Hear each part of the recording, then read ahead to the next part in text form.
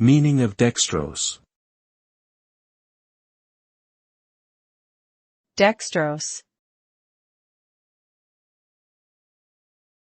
Dextrose. Dextrose. Dextrose. Dextrose is a type of simple sugar that is chemically identical to glucose. It is often used in food and beverage products as a sweetener, and is commonly added to sports drinks and nutritional supplements to provide a quick source of energy.